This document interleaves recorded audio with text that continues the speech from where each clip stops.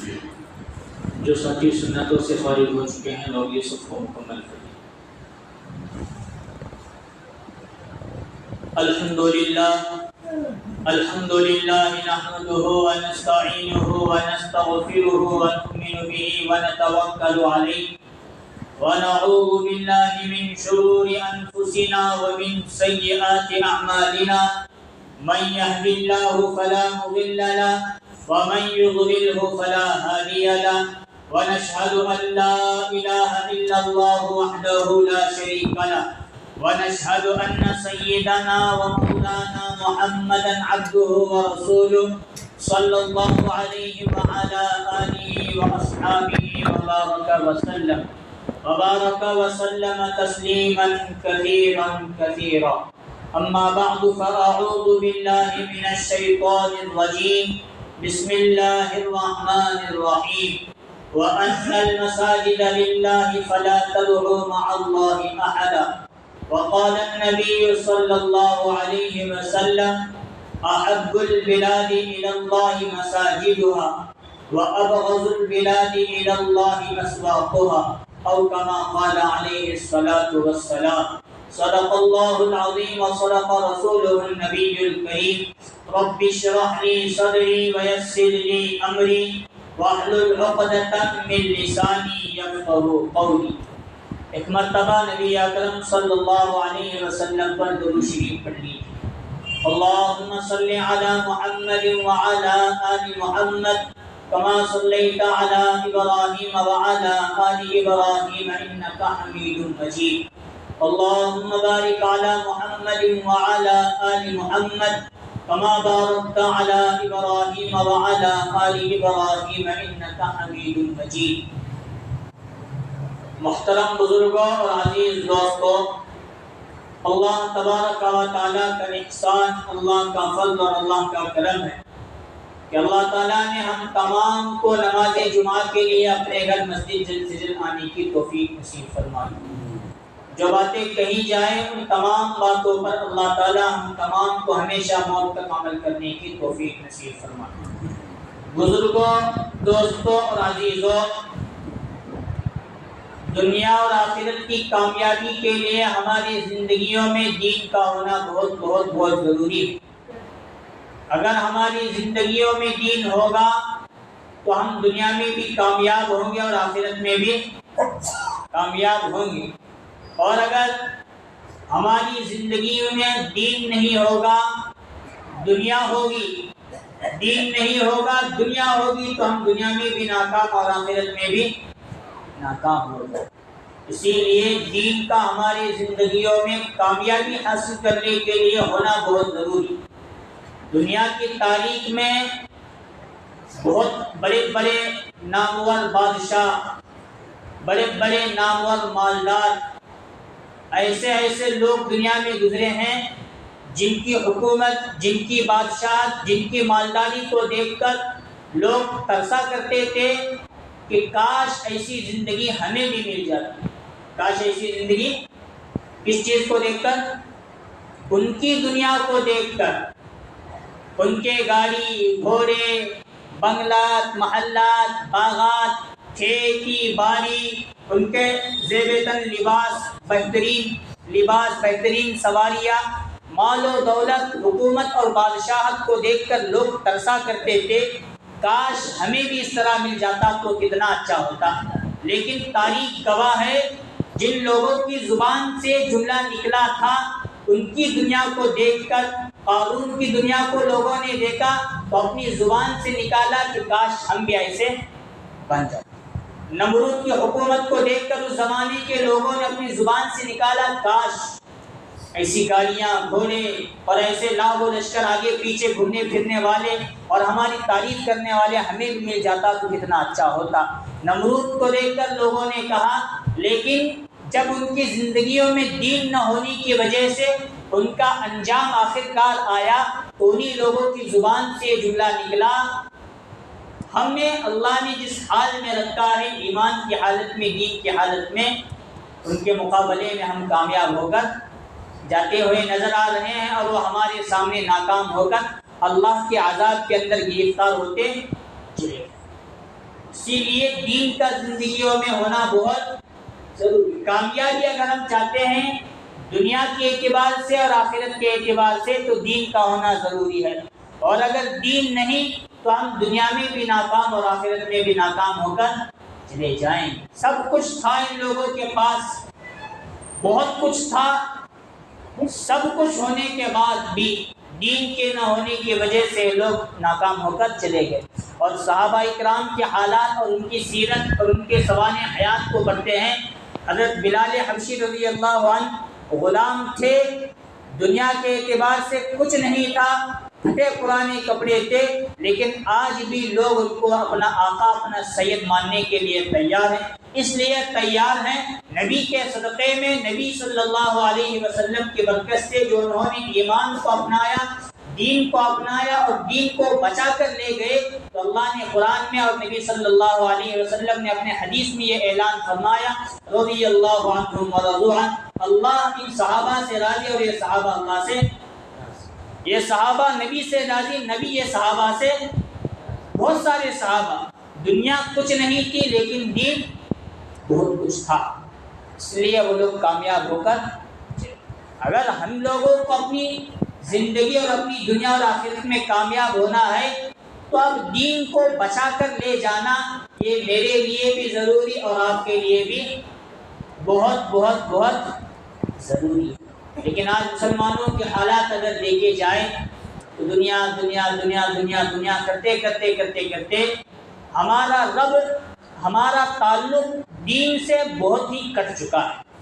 کیا جیسا سن رہے کہ سورے جا رہے جان دو، ہمارا ربط دنیا کے پیچھے جو ہم لگے ہیں تو دین سے ربط ہمارا مکمل طور پر کٹ چکا ہے۔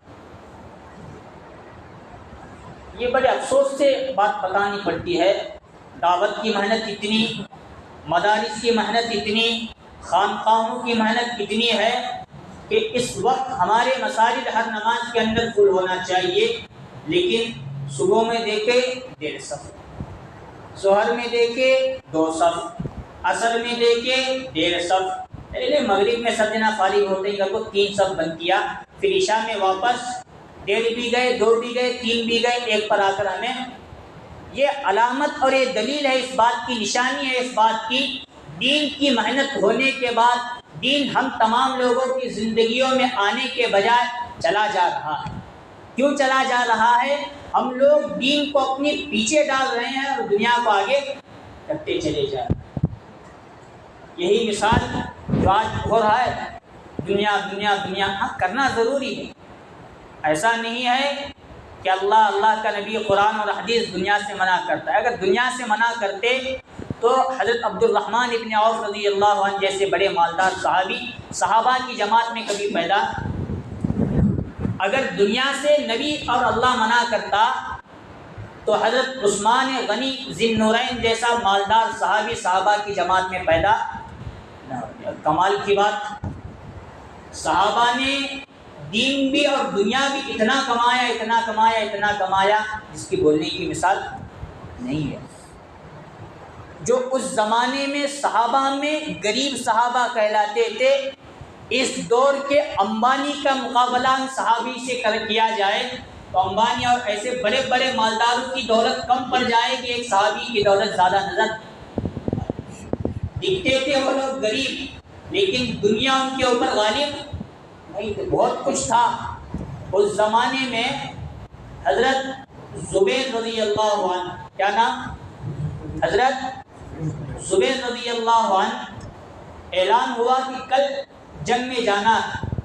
وہ صحابی اپنے بیٹے حضرت عبداللہ ابن زبیر سے کہنے لگے، میری فلاں بیوی ہے، فلاں بیوی ہے، 2 بیویاں، مجھے ان دونوں سے اتنے بچے ہیں، تجھے اتنے بہنیں اور اتنے بھائی ہیں، اور میرا دل چاہ رہا ہے کل اللہ کے راستے میں جنگ میں جاؤں اور شہید، اور مجھے اس بات کا یقین بھی ہے، ظن غالب بھی ہے، کل میں جاؤں گا اور شہید بھی ہو جاؤں۔ وہ صحابی زبیر کے بیٹے حضرت عبداللہ کہنے لگے، میں تو ابھی اتنا تجربہ کار انسان نہیں، اتنی بڑی ذمہ داری آپ مجھے دے کر جا رہے ہیں۔ اور آگے حضرت زبیر نے یہ بھی کہا کہ اتنی بیٹیاں اتنی بیویاں میرے ہیں، اور ساتھ ساتھ میرے اوپر 1 کروڑ روپے کا قرضہ دیا۔ کیا ماں چھوڑ کو جا رہی، بہنیں اور بھائی چھوڑ کر جا رہی، کہ کیا بھی ٹھیک ہے، کیا واپس سنا رہی انہیں؟ میرے اوپر 1 کروڑ کا 1,000 کا قرضہ بابا چھوڑ کو گئے تو ہمیں ٹینشن چڑھتا ہے۔ اور اس زمانے میں وہ صحابی کیا بول رہے ہیں ان کو؟ میرے اوپر کتنا قرضہ؟ یہ 1 کروڑ میں بول رہا ہوں، 1 کروڑ سے زائد یہ تھا۔ یہ تو ٹینشن کی بات ہوئی۔ انہوں نے کہا اگر اتنی بڑی ذمہ داری کی بات ہے تو میں جا کر شہید ہو جاتا ہوں، آپ رہ کر ذمہ داری میں جانے کی میرا ارادہ ہے، میں جاؤں گا اور مجھے لگ رہا ہے کہ میں شہید بھی۔ حضرت زبیر گئے اور شہید بھی ہو گئے۔ اور کمال کی بات، انہوں نے جاتے وقت وصیت کی تھی فلاں مدینے کے اطراف میں، مکہ میں، ادھر ادھر میرے اتنی جگہ اتنا کھیت بھی، باغات بھی، 1 گھنٹہ 2 گھنٹہ 3 گھنٹے ایسے کچھ ہوگا۔ یہ بھی بتا کر گئے کہ قرضہ بھی اتنا، بیوی اتنے، بیٹیاں اتنے، بیٹے اتنے، اور ساتھ ساتھ تھوڑی جگہ چھوڑا ہے میں نے، اگر تم اس خرچ بھی کرنا چاہو تو ان لوگوں کا پیٹ پالنا بھی بڑا مشکل کام ہے۔ تو جا کر شہید ہوئے۔ اب شہادت کے بعد حضرت زبیر رضی اللہ عنہ سب کاغذات لے کر بیٹھے، کس کا قرض کتنا لیے ہیں، اس کا کتنا دینے والے ہیں، کب لیے ہیں۔ پہلے بڑے نادان لوگ رہا کرتے تھے، لیتے تھے دیتے۔ آج کے لوگ بڑے چالاک، لیتے ہیں دیتے، تو سب لکھ کر رکھا تھا، فلاں سے میں نے اتنا لیا ہے، فلاں سے اتنا ایک تاریخ کو لیا ہے۔ اب حضرت عبداللہ ابن زبیر رضی اللہ عنہ وہ کاغذات کو لے کر بیٹھے اور زمین کو لے کر بیٹھے، زمین کو بیچتا ہوں تو اس طرح کا مسئلہ آتا ہے۔ تو حضرت امیر معاویہ رضی اللہ عنہ سے انہوں نے مشورہ کیا، قرضہ تو اتنا ہے جس کا ادا کرنا بہت ضروری، نہ ادا کروں گا صحابی رسول کہیں ان کی پکڑ تو قیامت میں قبر میں نہ آ جائے، کیا کروں؟ تو حضرت امیر معاویہ رضی اللہ عنہ نے کہا میں یہاں کا بادشاہ ہوں، تم اپنی قیمت، اپنی زمین کی قیمت جتنی بڑھانا چاہتے ہو بڑھا، سب سے پہلے خریدنے والا میں ہوں گا۔ جب بادشاہ خریدیں گے تو اسی ریٹ میں دوسرے لوگ بھی خریدنے کے لیے خاموشی کے ساتھ تیار۔ 1 گھنٹہ جہاں 5 لاکھ میں بیچ رہا تھا انہوں نے 50 لاکھ میں بیچا، اور حضرت امیر معاویہ خریدے بھی، اور تقسیم کر کر کے جو انہوں نے بیچنا شروع کیا۔ ہر سال اپنی زندگی میں حج کے موقع پر جاتے تھے اور اعلان کرتے تھے زبیر رضی اللہ عنہ کا اگر قرضہ دینا کسی کا بھی باقی ہے تو عبداللہ ابن زبیر کے پاس آئے، لے کر چلا جائے۔ اس طرح انہوں نے وعدہ کی۔ تو کیا بول رہا تھا وہ بات اچانک کہاں سے نکلی؟ ہاں کسی یاد نہیں؟ آج دنیا ہم پر اتنی غالب آ رہی ہے کہ دین کو ہم پیچھے چھوڑ رہے ہیں۔ صحابہ کے پاس دنیا بھی تھی، دین بھی تھا، لیکن انہوں نے دین کو پیچھے نہیں چھوڑا، دنیا کو پیچھے چھوڑا، دین کو آگے رکھا، دنیا خاموشی کے ساتھ ان کے طرف چلتی چلی آئی۔ اسی لیے قرآن میں اعلان ہے ربنا آتنا فی الدنیا حسنہ وفی الآخرۃ حسنۃ وقنا۔ ایسا نہیں کہ دین بنانے کے چکر میں دنیا برباد کر دو، یا دنیا بنانے کے چکر میں دین برباد کرو۔ یہ قرآن کا اصول، حدیث کا اصول، سب سے پہلے مقدم دنیا رکھا، دعا مانگنا ہے اللہ کے پاس، ربنا آتنا فی الدنیا، اے ہمارے رب ہماری دنیا بھی بہتر بنا، وفی الآخرۃ حسنہ، اور ہماری آخرت بھی بہتر، دونوں کو لے کر چلنا ہے۔ صحابہ کے پاس دنیا بھی تھی، دین بھی تھا، دنیا کو پیچھے رکھ کر جو دین کو لے کر آگے بڑھے ہیں تو دنیا ان کے پیچھے آتی چلی گئی، آتی چلی گئی، آتی چلی گئی۔ دنیا کے اعتبار سے بھی صحابہ کامیاب، مالداری کے اعتبار سے، گھوڑے کے اعتبار سے، گاڑی کے اعتبار سے، گھر زمین جائیداد کے اعتبار سے، اور دین کے اعتبار سے کیا کامیاب ہیں۔ خود نبی اکرم صلی اللہ علیہ وسلم نے فرمایا اصحابی کالنجوم فبأیہم اقتدیتم اہتدیتم، میرے صحابہ ستاروں کے مانند ہے، جس کی بھی تم اتباع کرو گے، جس کے بھی نقش قدم پر چلو گے، کامیاب۔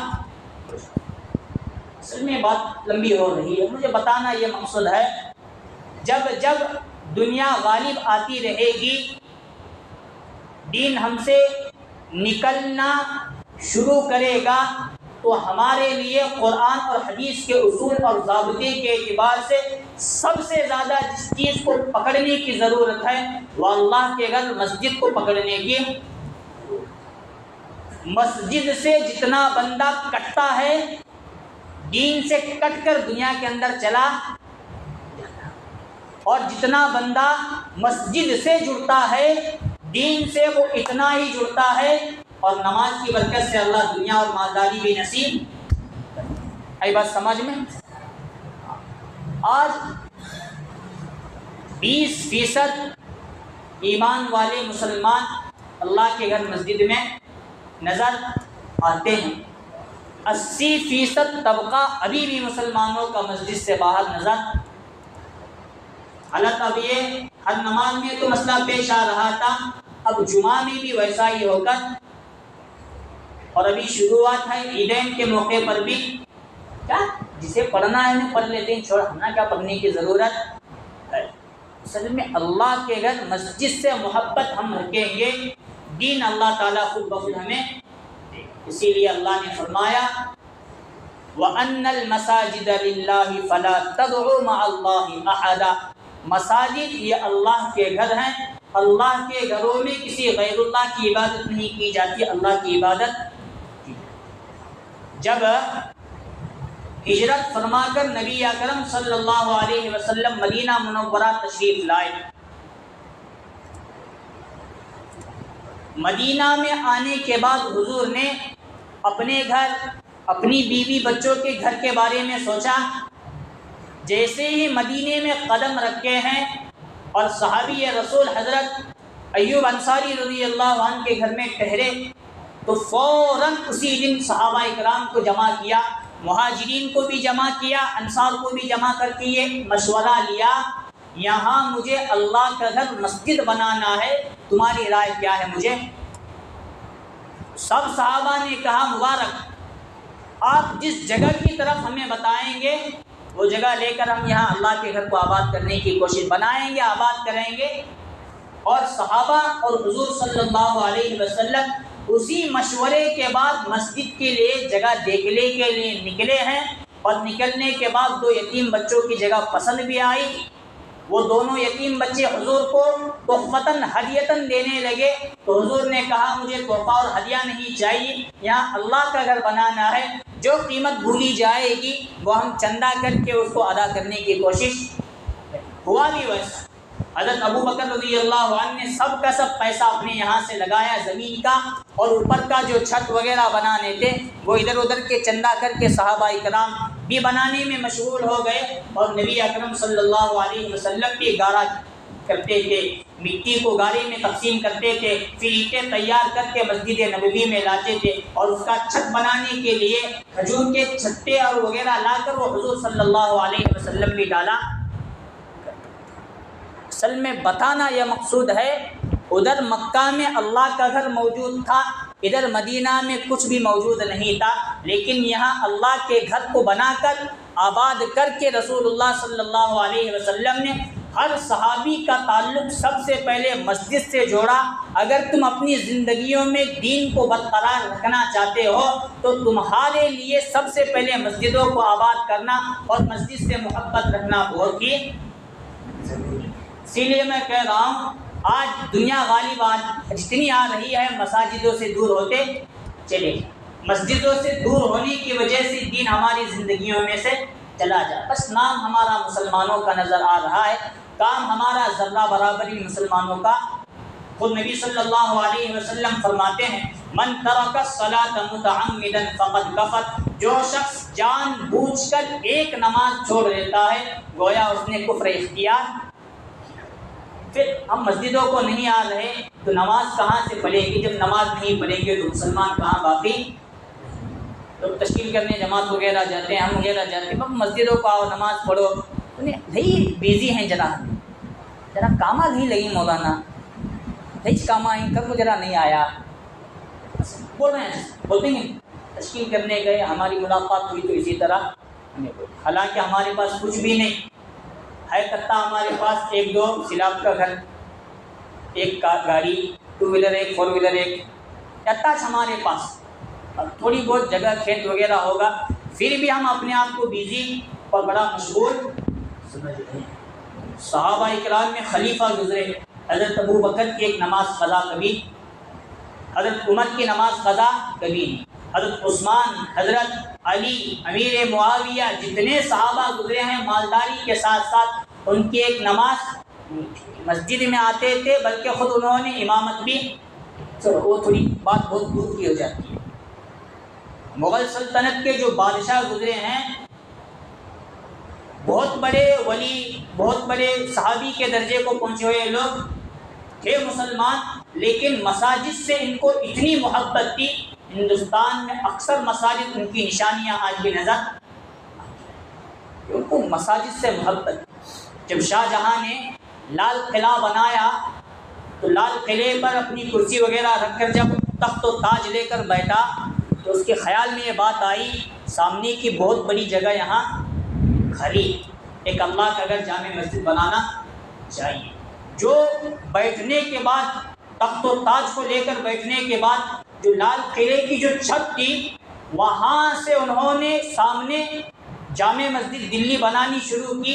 इतने पैरियाँ और इतने सीढ़ियाँ इतने ऊंचे रखे कि लाल किले की छत और जामे मस्जिद की आखिरी सीढ़ी गोया इस तरह का फासला उन्होंने रख कर ये बताया, हमारा तख्त व ताज हीरे मोतियों से बना हुआ हो, हमारे महल्लात और हमारा लाल किला चाहे संग मरमर से बना हो, इसकी कोई हैसियत नहीं है। अल्लाह के घर की हैसियत बहुत बड़ी हैसियत रखती है। और औरंगज़ेब आलमगीर रहमतुल्लाह अलैह के मुताबिक भी आता है, सामने ही लाल किला और सामने ही जामे मस्जिद है, तो हज़रत आना जाना मसाजिद के ताल्लुक़ से होता था, और जरा दूर का भी फासला है। और जब हज़रत औरंगज़ेब आलमगीर रहमतुल्लाह अलैह की मशगूलियत बढ़ी, उनको हर तरफ जाना था और ख़ुद मुआयना करने के लिए चले जाते। उन्होंने सोचा यहाँ से निकल कर वहाँ जाना, वहाँ से निकल कर यहाँ आना, फिर लश्करों का मुआयना करना, फिर उनके हिंदुस्तान के दौरे करना ज़रा मुश्किल मालूम हो रहा है। मैं जब भी जाऊँ किसी भी सफ़र पर सबसे पहले अल्लाह के घर में कदम रख कर जाऊँ, और जब भी आऊँ सबसे पहले अल्लाह के घर में कदम। उन्होंने किया, लाल किले में दरवाज़े की ही करीब मोती मस्जिद को तामीर करके सबसे पहले हर सुबह उठ कर देखना, हर नमाज की पाबंदी करना, हर आना जाना सफ़र का पहला कदम हज़रत का वहाँ ही हुआ। ये बोलना बहुत कुछ है, लेकिन बताना इतना है, हमारा रब्त अगर मसाजिद से कटेगा तो हम दीन से कटेंगे, मसाजिद से जुड़ेगा, दीन से जुड़ेंगे। अब मैं 3-4 साल पहले ऑनलाइन इफ्ताह कर रहा, क्या कर रहा था? ऑनलाइन इफ्ताह मतलब मुफ्ती बनने का कोर्स ऑनलाइन कर रहा था। वो हमारी जमात यहाँ शामिली मेरठ में थी, फिर दिल्ली की तरफ हमारा सफ़र था। अब इफ्ताह के मुफ्ती कोर्स में क्या होता है, एक उस्ताद एक मसला बताते हैं, उस मसले को बड़ी बड़ी किताबों को तलाश करके लिख कर उनके सामने, ये फतवा हमने लिखा सही है या गलत।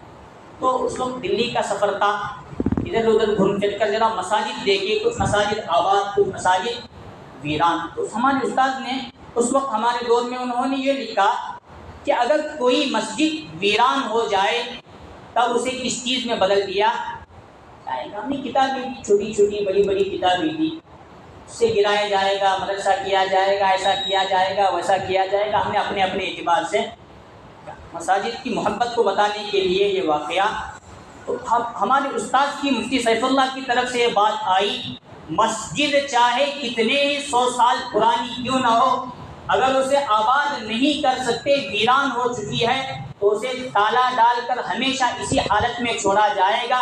क़यामत तक वो मस्जिद ही की शक्ल में रहना चाहिए, उसकी एक ईंट कोई मुसलमान जानबूझकर गिराकर उसे किसी और शक्ल में देखना गवारा नहीं।